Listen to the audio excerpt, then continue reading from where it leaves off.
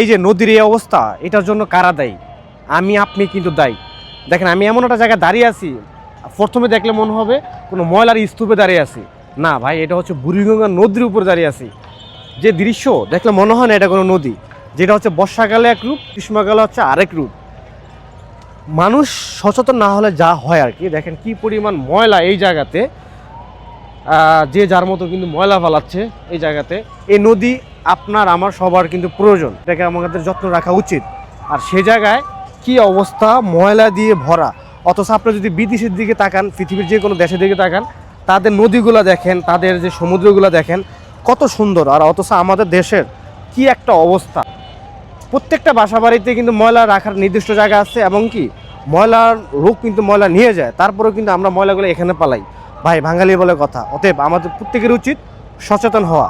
আসলে আমরা সবাই সচেতন হই এবং ময়লা নির্দিষ্ট স্থানে ফালাই। আমি যে পর্যন্ত আসছি, আমি কিন্তু অনেক কষ্টে আসছি, যেখানে দুর্গন্ধের সরাসরি দুর্গন্ধের জন্য আসা যায় না, এবং ধুলাবালির অভাব নাই। আর মানুষ এখানে এসে প্রস্রাব করে, এবং হচ্ছে যে যার মতো করে কিন্তু ময়লা ফালাচ্ছে।